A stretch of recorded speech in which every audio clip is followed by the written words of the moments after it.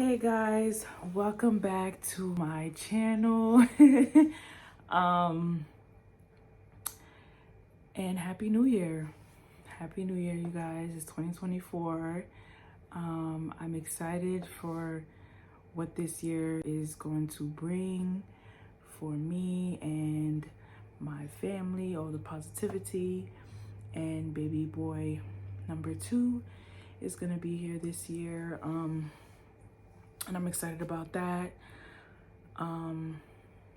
Baby Egypt was crying, you guys, so I had to take him from daddy so I can make this video. You know, motherhood is a never-ending job, so we have to do what we have to do. But come puppy, come baby,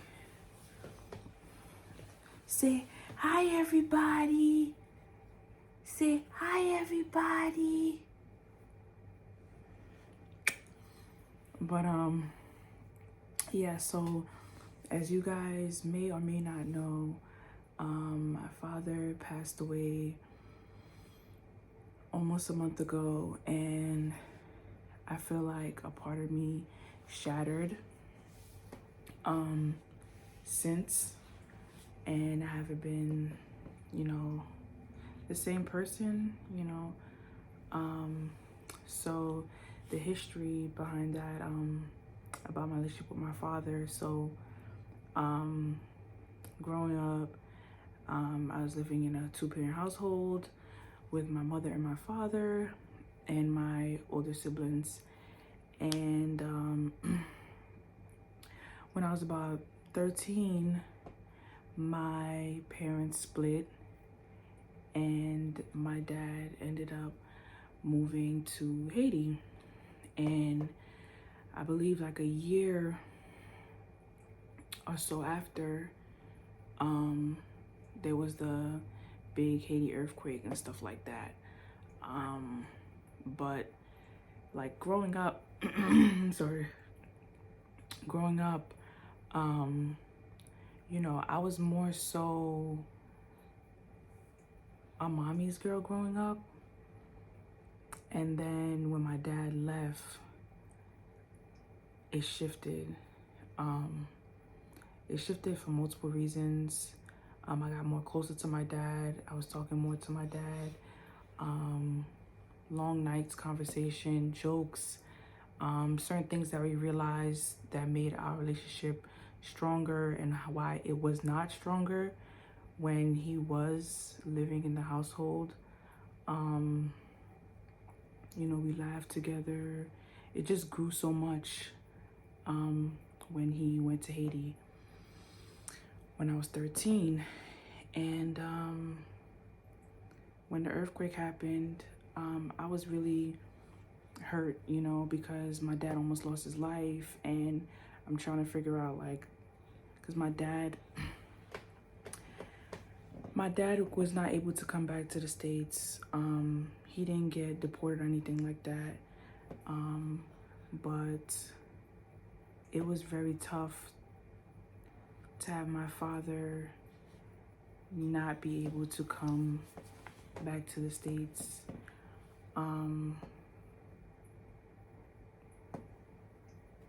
Yeah, he didn't get, guys, he didn't get deported or anything.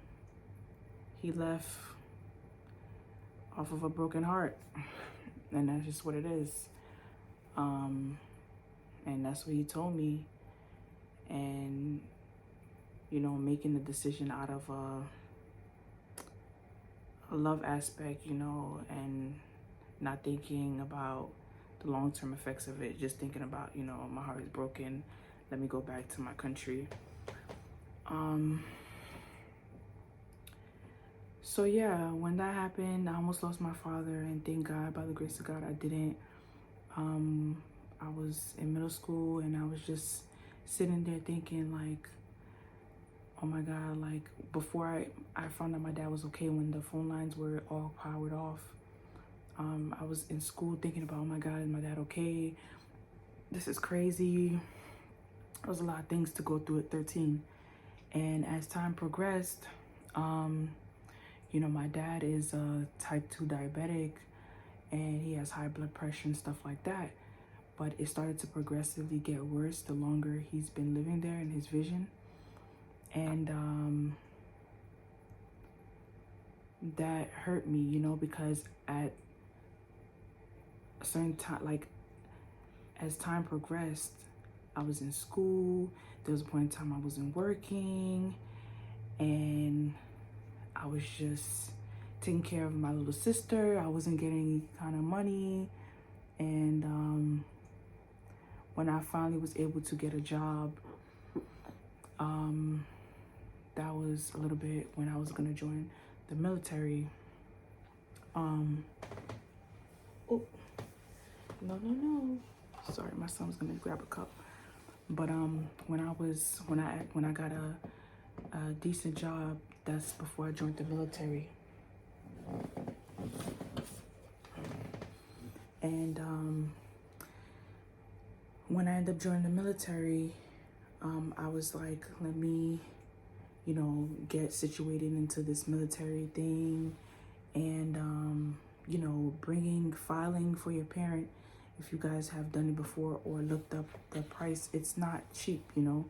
And as a newcomer in the military, you're not getting paid that much, and you don't get special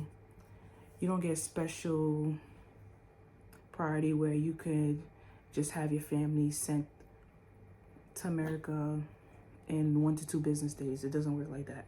You still have to go to the process of like any other person. So when I got settled in the military, I met my husband shortly after, and I got pregnant shortly after. So just the thought of, you know, baby, you know, that expense, having no help, didn't have no help from any family member financially where I could rely on. So that was another big thing as well. And me and my dad had conversations about that as well.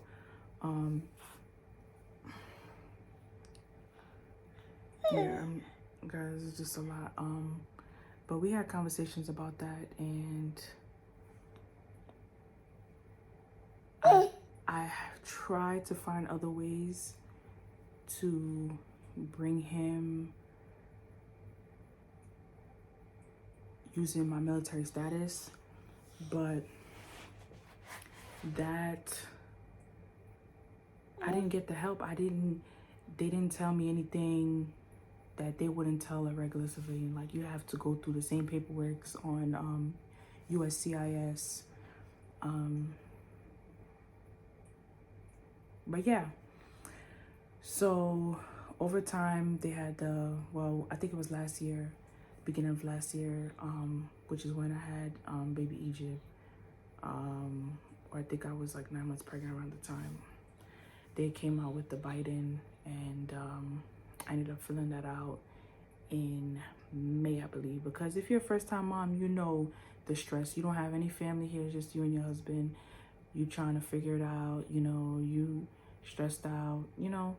So it took me a couple months after Egypt was born to do the Biden. So I did it, and you know, it's a whole waiting game. I called, they told me that it's lottery, you know, whatever. And my dad would continuously ask me about it, and I told him like that I did it. Of course I did it, you know. And fast forward, guys, I'm not really getting too much in depth for personal reasons, for a lot of reasons, more reasons than one. So as you can see, I'm trying to not really say more than I should, because some things, you know, shouldn't be said. Some things should just be kept. But yeah. So for Thanksgiving, as you guys know, I think I uploaded a video.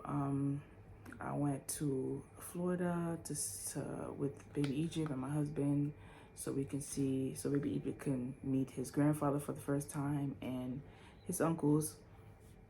And sorry, we were only there for like 2 days because holidays suck, and also holidays suck without being around family, you know. So yeah, so we went for 2 days, and I remember I was down there. My dad called me, and we were having a conversation. I told him that, you know, because it's my second time in Florida. I told him that, you know, went to Little Haiti. I was telling him that, you know, we were driving around in my father-in-law's Porsche, and we just had a good time. It was good vibes in the short amount of time that we were there. And his sister, I guess, overheard because, you know, my dad's vision started to go away,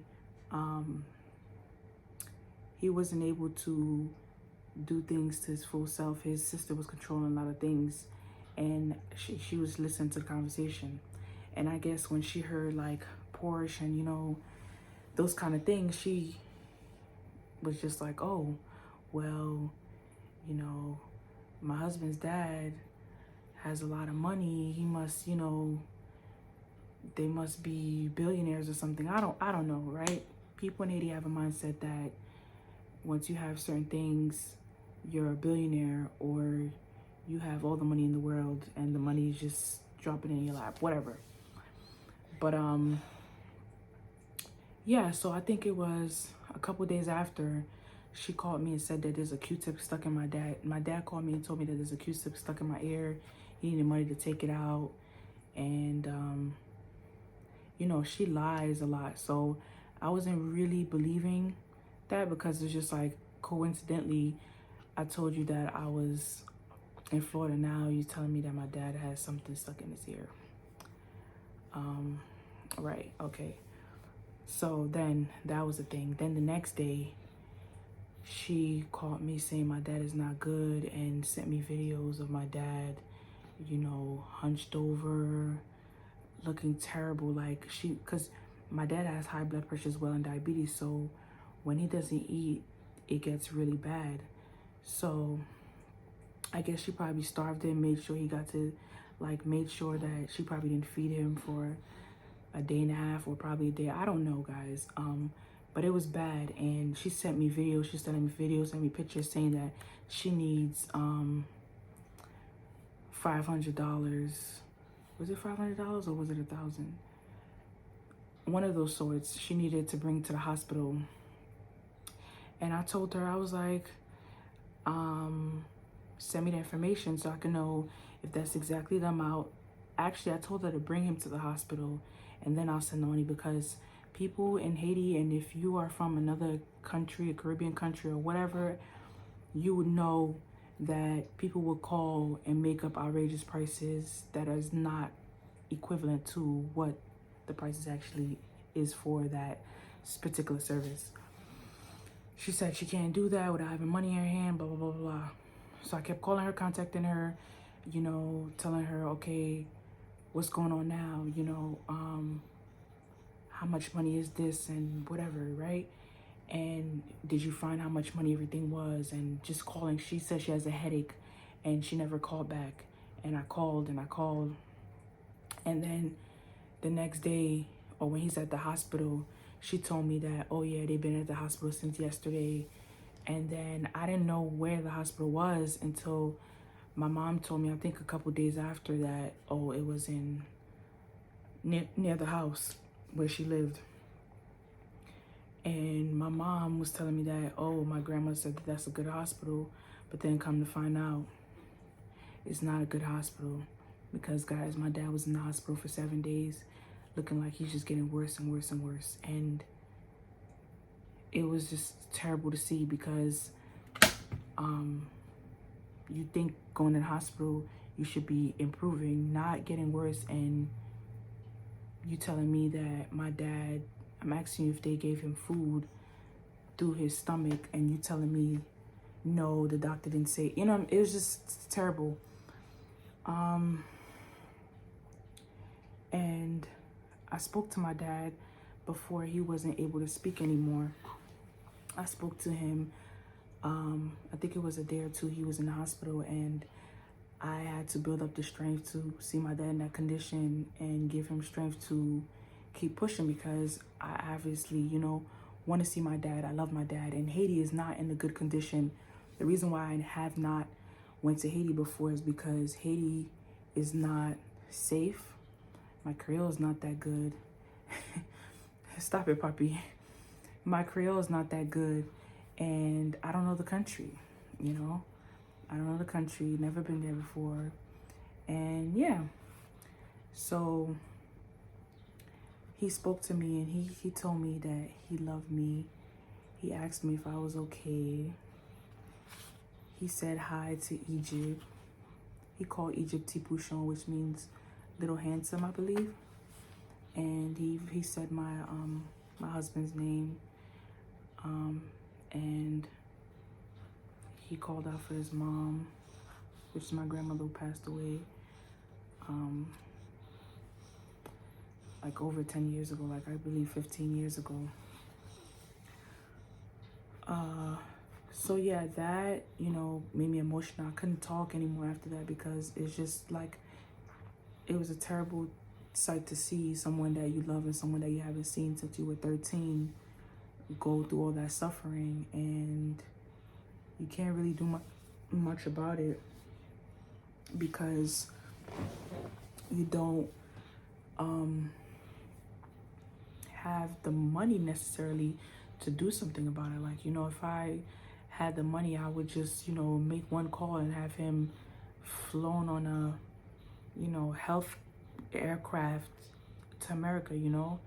And that's what hurt me even more. And then when I got the call or voice note in the morning, I mean, not the morning, I'm sorry, on the 7th of December, and my father, they told me that my father passed away, it was like I was in shock still. And then I called my husband on the phone, and my husband was like, "What?" And I said, "Yeah, that's what they told me." And then I text my mom, and I guess she knew already. They sent her the message first.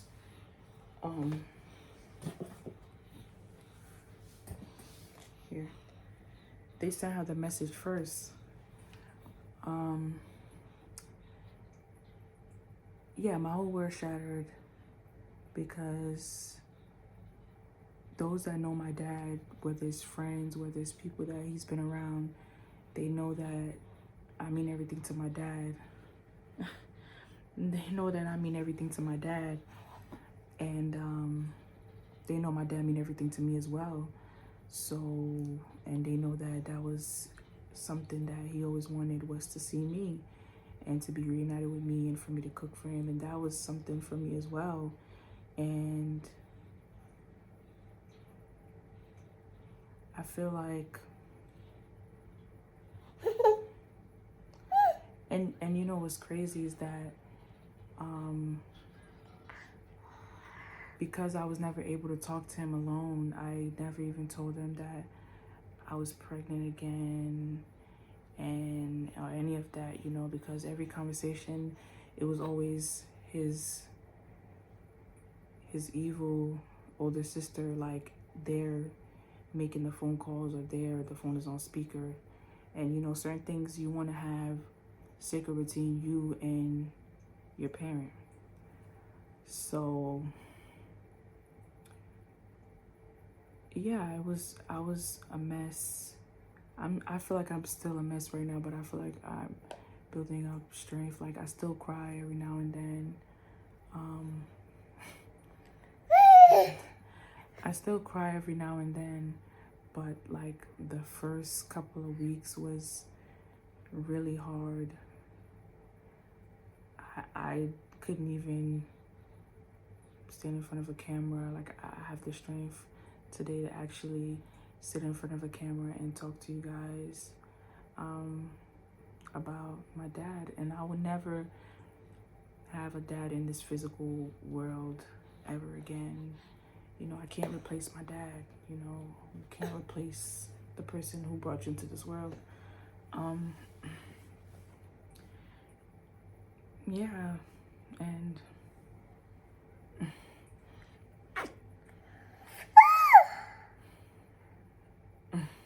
yeah, so sometimes I feel like it's not true. Sometimes I feel like it's a dream, you know.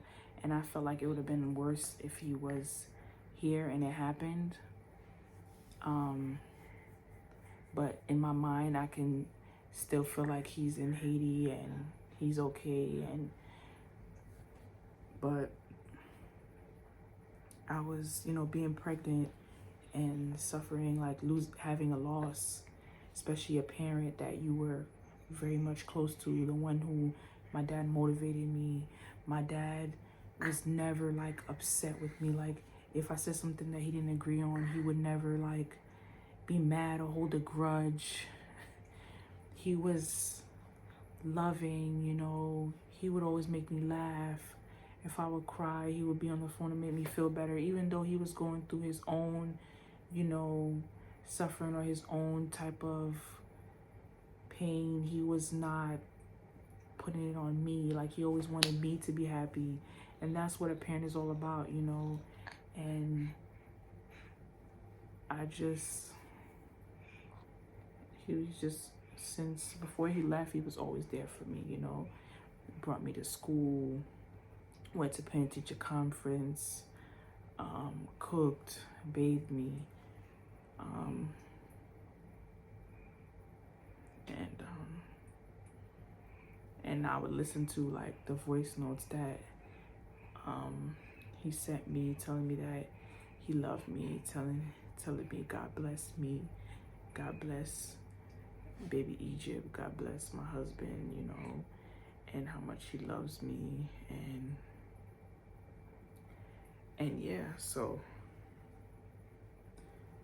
it just for his funeral, I was in for his funeral, my dad never wanted to be buried, or he never even wanted to, you know, pass away in Haiti to begin with, let alone be buried there or have anything to do there. Like, because he doesn't, my dad is born in the country, but he doesn't like the mentality of those people. I wouldn't say of those people, but of Haitian people, you know, their mindset and, you know, their evilish ways, some. So his funeral was done, and I didn't have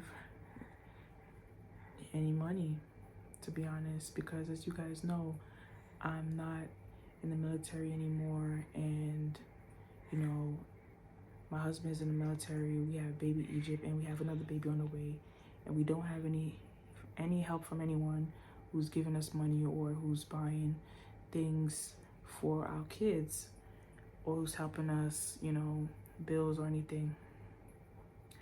So I didn't have the money, and my mom, she said that she needed 5,000. I think at first she said 10, and then no, I think she said 5, and then she was like 2,000. And you know, I was trying to sell when my dad was in the hospital, when my dad was in the hospital, I was trying to sell everything that was of worth to help keep in the hospital longer, not realizing that the hospital wasn't even a good hospital, and the hospital just take your money and don't do anything, because no one was able, his sister wasn't telling us what they was giving him. All we seen was oxygen, and that's it, and IV. I'm not a nurse. I don't know certain things. I don't know the system of Haiti, so I'm clueless to a lot of things. But I wasn't able to, as you guys know, I made a GoFundMe, but only one person donated, and thank you so much for donating. I appreciate you. And yeah, one person donated, and the GoFundMe didn't go successfully, so I didn't have the money, and yeah, I didn't have the money. I didn't have the money to pitch in, and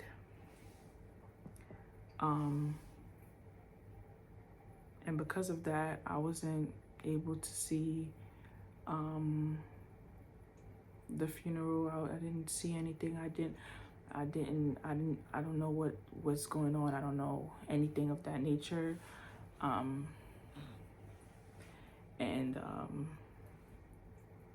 that hurts, you know, because that hurts, but then at the same time, I'm okay with it because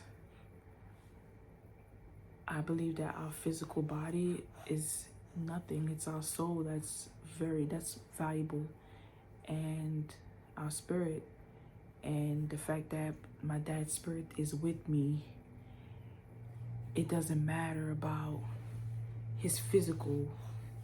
So even though I didn't see him, you know, at his funeral, whether it's pictures or anything, I didn't get that. He's here with me physically, and that's a blessing on its own because I'm not alone. Like, my dad knows that I'm pregnant. My dad sees me. My dad sees his grandson and my husband, and he's blessing me in more ways than one, you know. So I'm grateful and I'm happy, you know, that I have an amazing guardian angel. Puppy. But yeah, if you ever experience losing a parent, just be strong, you know, be strong. If you have kids, be strong for your kids. If you don't have kids yet, be strong just for them, because they would want, as a parent, they would want you to be strong for them, you know, and keep pushing. But yeah, so I love my daddy, and I know that he knows the truth, and he knows that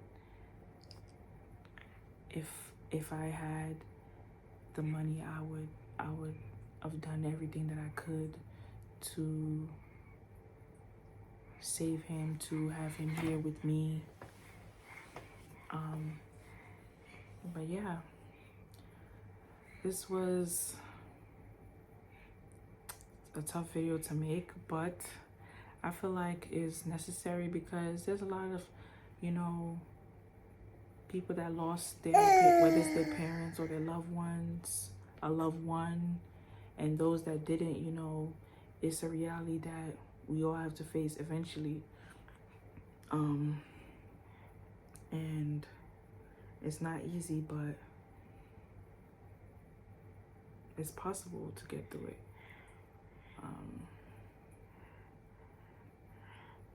But yeah, thank you guys so much for supporting me on my content creation journey. It's definitely not easy. It's not easy. It's not. And I've been in the military, so if I'm saying that it's not easy, it's not easy. But yeah, we're at 730 subscribers. We're almost at 1,000. Please, guys, tell your friends, tell your family to join the family, and we will get to 1,000. I know we can do it.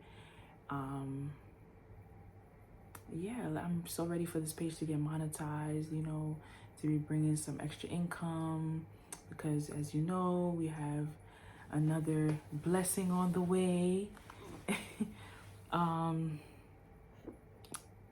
Excuse me. So yeah, please continue to support, and I love you guys, and I'll see you back in another video. Bye. Say bye. Say subscribe to my mommy channel. Tell a friend, tell family. Oh, and tell them that my birthday is in a couple of weeks. Bye bye.